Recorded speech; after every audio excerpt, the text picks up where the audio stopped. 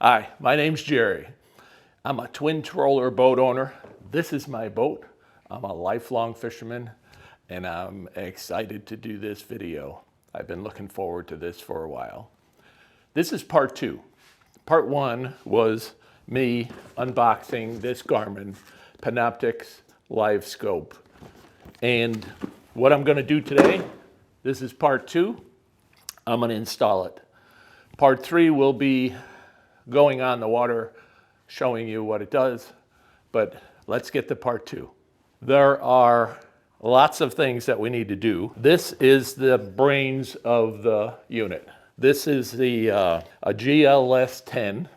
It has three connectors, one for the Panoptix transducer that goes in the water. This one's for the network. It's a network cable that gets everything that comes out of here from this box into my fish finder. Here's the power cable. Here's a grounding terminal. I was going to put this in a different place on the boat, but I realized once I got it, I can't put it up front. It interferes with the pedals. There's not enough clearance. If I put it like here, then the cables go across the path that the seat rails go, so I can't do that.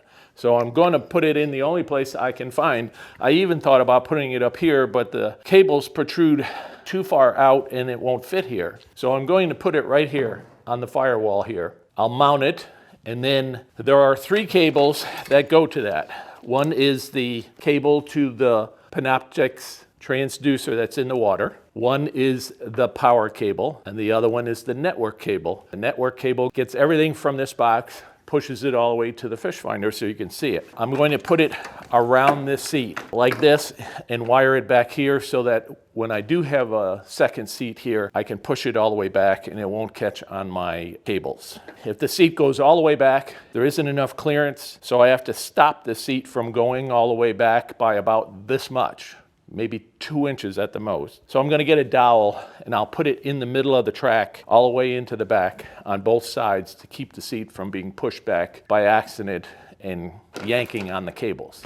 Here's the transducer. As you can see, it's oddly shaped. It's got a thing here, a thing here, a thing here. Well, this transducer shoots signals out in three different ways. One is for shooting down, the other one's for shooting forward, and one is for shooting in a broadcast pattern. Has to go in the water below the bottom of the hull so that if you turn it and try to look that way, it will go underneath the boat. Or you can put it behind you, you can go all the way around, whatever you want. Something has to hold it here. Well, what are we going to use for that? It's this. It's a piece of PVC pipe. Two pieces, actually. The larger piece on the outside is 1.25 inches. The one on the inside is a 1 inch. And why is there two? They can move, but the key is they can turn. Because when I have this transducer mounted down here on the bottom, I can turn this from my seat and point it in different directions, wherever you want to go. How do we get this attached to the boat?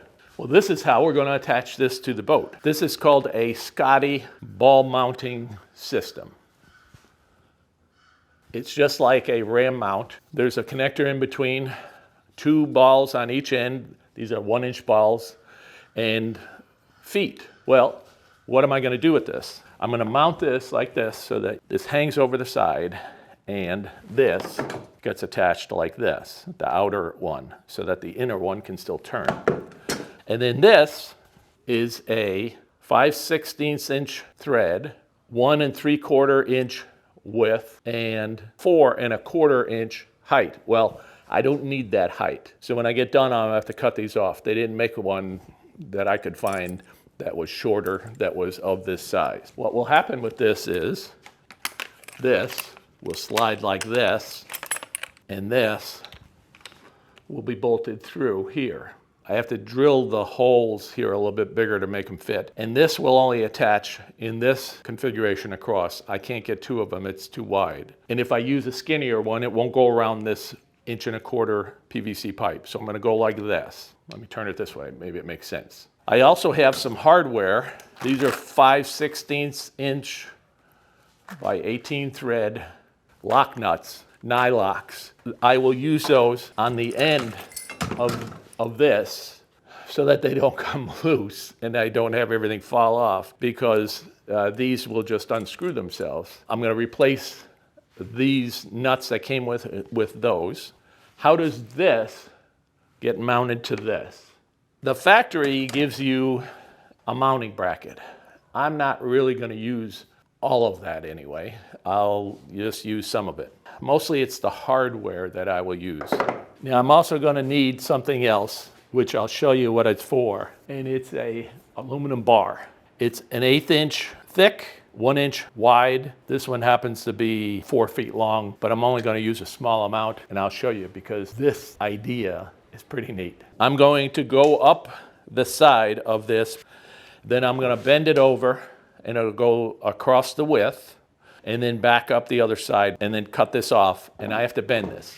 And I have to put it on a vise. I have to use some heat. If I try to do this cold, it's liable to just crack. But if hopefully I get this to bend the way how I want. Why would I do that? Picture this when we get done, it'd be U-shaped. It will sit on here with a nut and a bolt going through, again with a nylock. And the transducer will be mounted to that metal piece like this. This will shoot forward like this in that broad scanning ability. And then when you want it to go forward, you take that whole thing. Now you're going to have this loose enough that you can slip it up the side like this. So instead of being here, it's now up on the side, and this will come up with it. And now it's in forward. Now you can then take this and rotate it, and you can get it into down looking. So it gives you the ability to do 3 ways. Now, how did I figure this out? Naturally, I went on YouTube. I looked up all kinds of people who were installing these. When I did, I decided to take parts of each of those videos of what people were doing. One guy that I got the most from is Southern Reels Fishing, and I'll put a little link here to his channel, at least a name, if you ever wanted to go there and look at it. He did something very similar. Much of the parts that I'm using this and the idea of how I'm doing this came from him. So that's another option for you. If you are trying to mount this on a boat other than this one, he is mounting it on a larger boat, different style. You can go there to get ideas from him, but this one is specifically to do it on this boat. Now, I also have some other things that I want to do with this. From what I've read, people turn off the black box when they're not using it to conserve battery power. How do they do that? They put a switch on the power line, and they say it boots up fairly quickly, and they can do that when they move from place to place instead of using a battery. How are we going to do that? I have a little switch.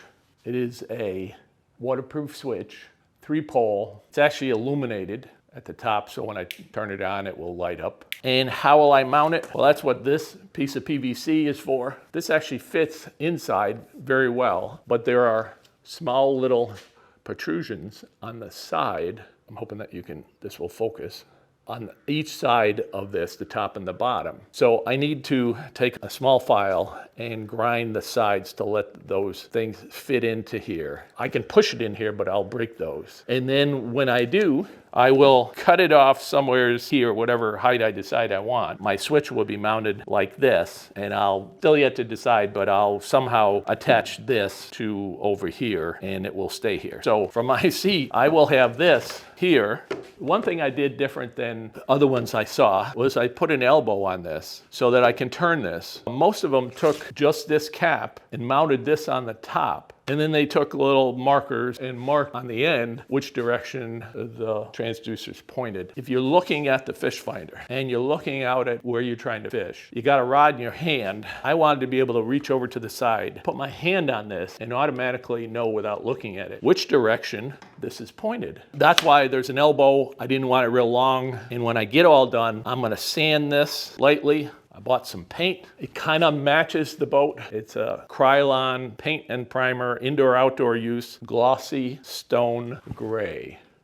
And that's what I'm going to use. It's not too far off, but I didn't want this big white thing standing here on the side of the boat sticking out. I'll just kind of give it a little paint. This will still rotate. I'm not going to paint the inside. But if this turns too easily. It fits in here well, but it does spin easily. I'm probably going to take some electrical tape and wrap a couple of layers around it here so that it just snugs this up a little bit, so that when I turn it, I want to make sure that it, maybe if I turn it this way, it'll stay there. I just wanted more control over it. This is my Garmin fish finder that I'm attaching this to. It's a EchoMap UHD 93 SV. So this is a 9-inch screen, and this attaches to this mounting contraption here. Put it in like this and you snap it in. That works really great, and these are where all the connections to the wires go, and they stay permanently attached to here. So if you want to take your fish finder out, you just do that and then put it back in when you go fishing. Well, how am I going to power this? I already have this 16 amp lithium battery that I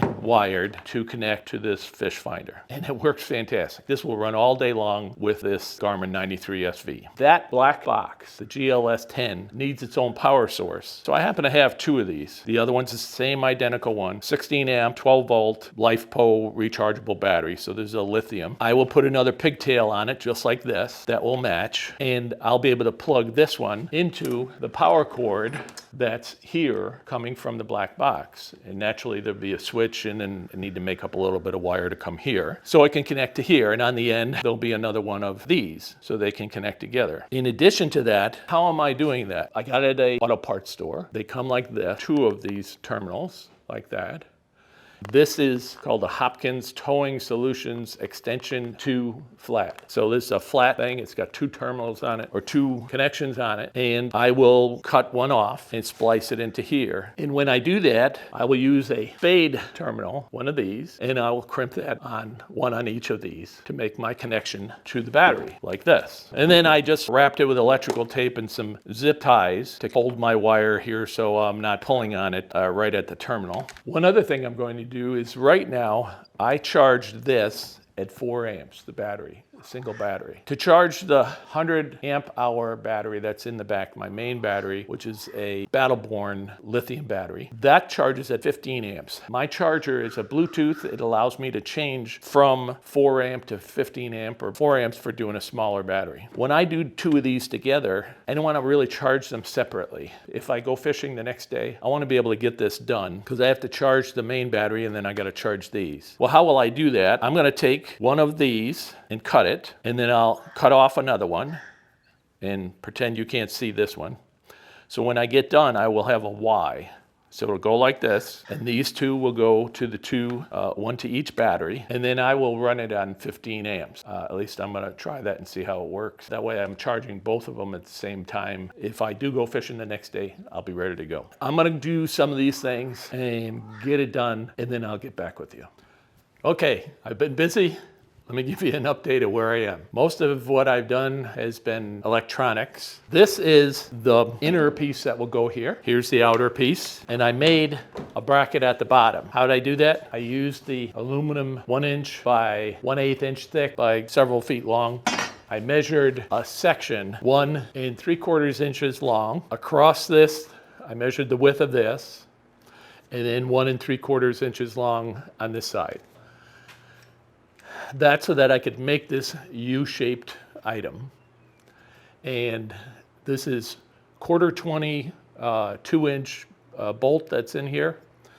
It will have a nylock on it, naturally.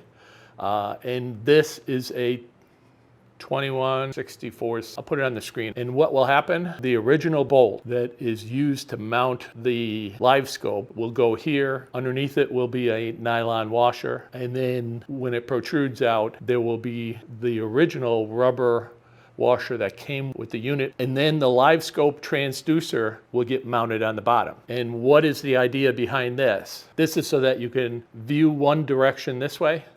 You flip it up like this, you can view another direction. It'd be like this.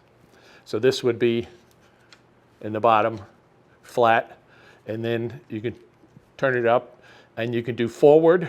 This will be loose enough that you can just rotate this and you can scan down with it. And that's how this works. And I'll show you completely later. These are the two batteries together.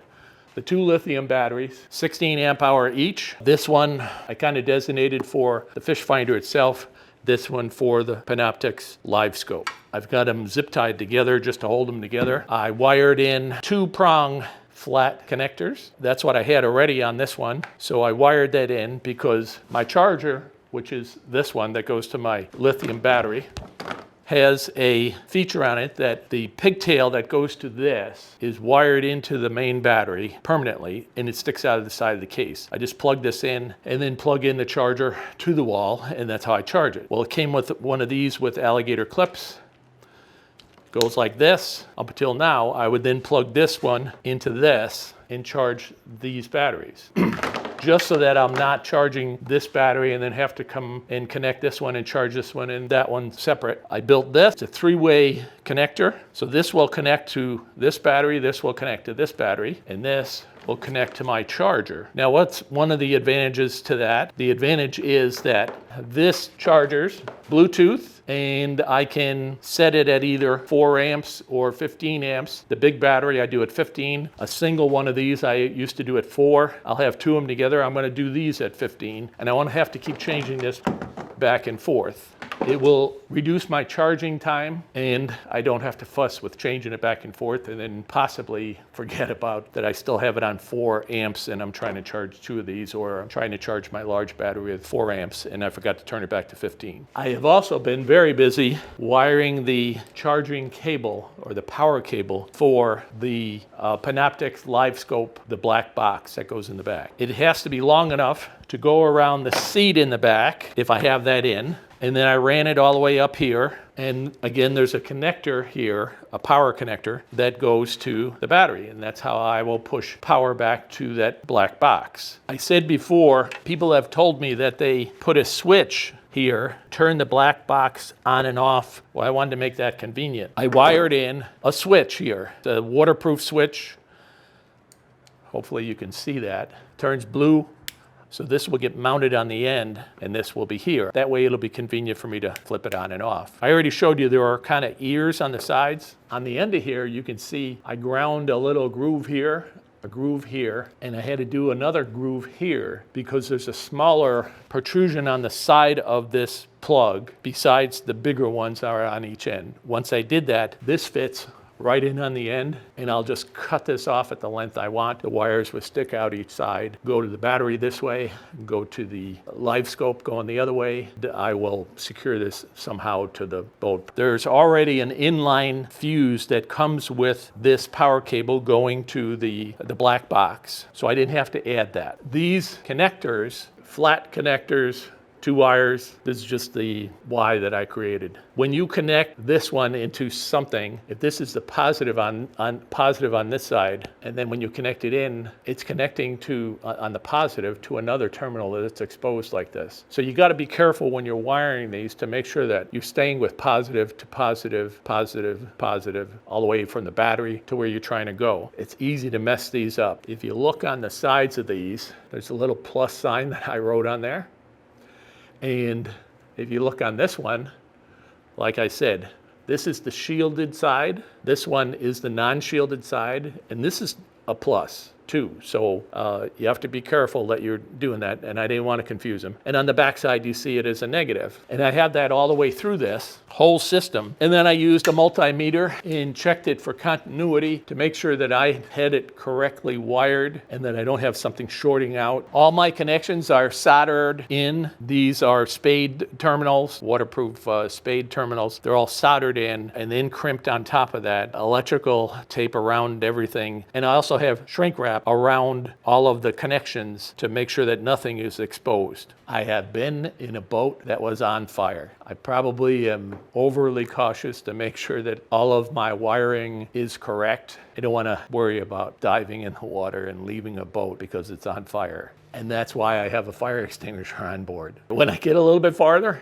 I'll give you another update. Stay tuned, we're still getting there. Okay, this is the Livescope in the deployed position as if it was in the water. The transducer's in the water. This rotates like this to point in different directions. This is set up to be in forward mode right now. You can rotate this just a little bit and have it point down into down mode, or you take this and swivel this, so this is flat, and you turn this till this white line is pointed forward, and this is perspective mode. Perspective mode allows you to scan forward of the boat in a broad area. Where forward is like this, it shoots a 20-degree beam forward of the boat, and then you point it wherever you want. And if you're in deeper water, which we're not in Florida, then you can rotate this down a little bit and point down into the water, and that's viewing down. How did I install this? I needed two things: a ball mount system. That's this, very similar to a ram mount. It's only this wide, it's a 1-inch ball. And then there's a mount here, a Scotty mount that mounts onto the floor. That gave me enough height to get the ball mount over the top to be able to suspend out here. This Scotty mount fits this Scotty ball mount system very well because it's made by the same company, so it's the same 1-inch ball. My biggest fear would be that this would pop out of here, this ball would. But this mount has a 1-inch ball with a post. It's a Scotty ball mount. If you push this button on the base, this comes out. You can see the 1-inch ball. It just snaps in place. It can sit locked into various positions. You can see the notches on this all the way around. I want it to just go straight out the side. If I'm moving from one place to the other, all I gotta do is rotate this up, put it up like this, lock the mount, and then I can drive to another location, or I can trailer the boat to the water or go home. That's the advantage of this. And I just drop it in the water, tighten it up, and having this at the top allows me to turn this wherever I want. I need to leave enough slack that I can go all the way around the boat with this. Let me show you just something in case somebody was trying to do similar. The 3 U-bolts that I used on here, the middle one is through the holes where the bolts would go through on this bracket. In order to make the correct width to get that to fit in here, that square-shaped bracket is turned slightly. The other bolt hole is here, and the other bolt hole is right in the bottom of this, in line with this PVC pipe. When I first did this would wobble around because there was only 1 U-bolt here inside this little bracket. I decided to add these other 2. This bracket is not flat. It's tapered from the base of the ball down to the edge. I could have sanded it or ground it. I didn't want to weaken it. But when I put on these U-bolts at the top and the bottom, they tend to slide off of it. I had to find a way to keep them in place. This is what I used. It's a number 8 1/2-inch screw. This is the plate that's here. Here's another one I cut too short, so I had to use a different one. But this plate, dead center in the middle, is right over the top of that hole. So I drilled a hole through here, just the right size, to screw this into here. So it's kind of like this. I then set it over the top and it went through the hole where the bolt would be, and then tighten this down, and that's kept this in its place so it's not sliding off. And I did the same thing on the bottom. I have this pointed forward, and I have the transducer pointed forward in that mode going that way, but I'm not sure that's the mode I will keep it in the majority of the time. I did not glue this to the pipe inside yet. It's just pushed in there. It's pretty tight, but it's just pushed in there. When I figure out which way I'm going to use the transducer the most, I will have this pointed forward in line with that orientation for the transducer, and I won't know that till I try it a little bit. Once we get it in the water, I can go from there. Here's the base mount. Here's my wires. Here's my power cable, and there's the switch I told you about that I was going to install. The light is on here, so I've got the power unit in the back, and the Panoptix just popped up on the screen. This has taken me a couple of days because I had to get parts. I had to order some of the parts for the mount. I changed my mind about how to do this a couple of times, but I'm done and I'm ready to go in the water. I hope you enjoyed this part of it. Next part, part 3, we're going out in the lake to see what it looks like while it's in the water and how it works. Thanks for following me. Give me a thumbs up, subscribe if you haven't, push the bell. Have a nice day. Bye now.